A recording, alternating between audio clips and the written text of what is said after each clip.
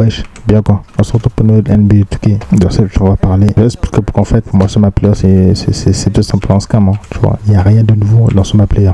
Enfin, c'est un peu dire qu'il y a de nouveaux trucs. Mais pour moi, c'est pas vraiment de la nouveauté. À proprement parler, c'est pour la simple bonne raison que tout ce qu'on a ici, ce glossaire d'animation là, machin, c'est quelque chose qui existe déjà de l'autre côté, tu vois. Ici là, quand tu arrives ici, quand tu as fini de créer ton builder, tu augmentes ton overall à 4 mondial pour faire des tests, etc. Tu vois, c'est déjà quelque chose qui existe. Donc, moi, c'est pas vraiment de la nouveauté, tu vois. Même si pour certains, considère ça pour que la nouveauté, pour moi, vraiment, c'est OZF quoi, tu vois. C'est pas vraiment un truc de ouf. C'est vraiment, moi, je crois ce que j'attendais dans ce builder là, c'est de voir comment ils ont géré les comportements des attributs, etc. Mais j'ai l'impression que ça va être exactement la même chose que sur le 25.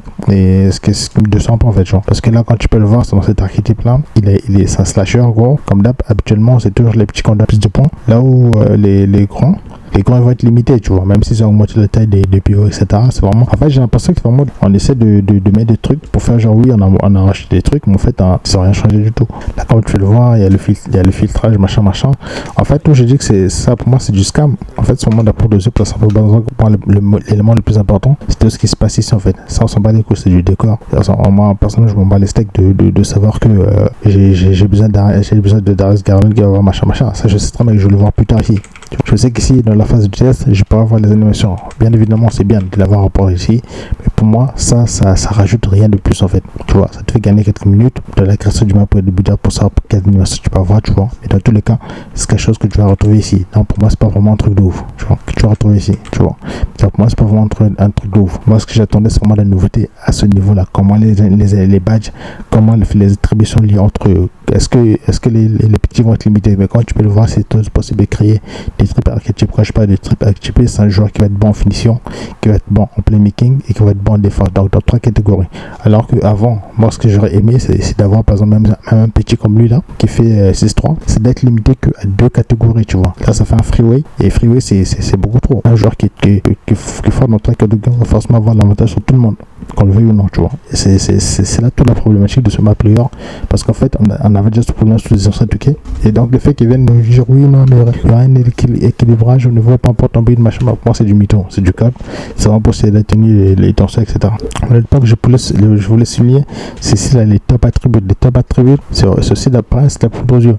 C'était vraiment un spécialiste de build, c'était vraiment qui fait la recherche, comment fonctionne le build, tu saurais que ce truc là ça existe déjà sur le 25. T'as pas besoin d'avoir cette information pour savoir que ton build là top 1 donc machin. Je vais te donner un exemple tout bête sur le 25 jours. Une fois que tu as fait ça, tu vas tester ton build, et là tu vas arriver sur la partie test du build, tu vois.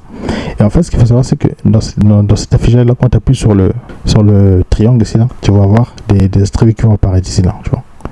Là j'ai l'image sur le 25. Et en fait, ce qu'il faut savoir, c'est que chaque autre couleur ici représente une notation en fait, tu vois. Ce qu'il faut savoir. Donc là, quand je peux le voir ici, je suis à 99, je suis en vert clair. Pareil, vert clair. Là je pars en vert bleu. Donc là ça veut dire que j'ai une note de B. Là j'ai une note de A. Là j'ai B, tu vois. Et quand je descends, je passe à jaune. Je c'est C. Et là je suis à D, tu vois. Après je passe au rouge qui va être F. Tu vois ce que je veux dire?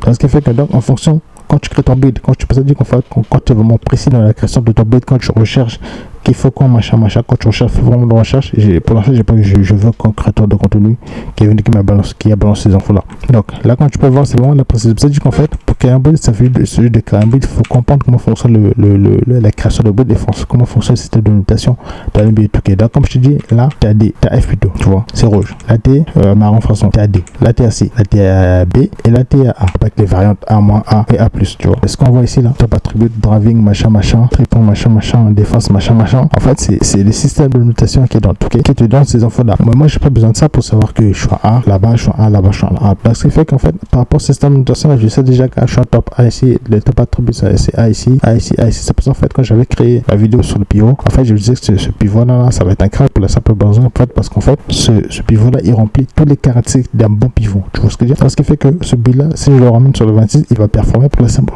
raison qu'il répond aux exigences d'un bon build, en fait. Donc là, pareil, les points forts, ça va être ça, machin. machin. Tout est dans ces infos-là, je vois. J'ai pas besoin d'avoir un espèce de tableau récapitulatif pour me dire que oui, machin, je vois. C'est à dire qu'en fait, c'est vraiment d'après le jeu, c'est vraiment pour dire que oui, regardez, on a enregistré quelque chose, mais moi, c'est la même chose. C'est exactement la même chose. Et c'est ça qui me déçoit un peu, parce qu'en fait, j'ai l'impression de me faire couiller. Enfin, on se fait couiller tout simplement. Ce soi-disant nouveau club builder, tu vois. Et ce qui est dommage. Parce qu'en fait, là, entre le 25 et le 26, on va avoir exactement le même truc. Mais les gens, ils s'en rendent même pas compte. Ils voient des trucs comme ça, nouveau design, ils ont rajouté quelques trucs. C'est la même chose, les gars. C'est la même chose. Et ça, c'est dramatique parce qu'en fait, il n'y avait pas de gens qui font du carrière. Bah, en fait, je vois exactement. Moi, je joue exactement au même jeu. Et il y en a qui ne se rendent même pas, en fait. C'est une dinguerie, les gars.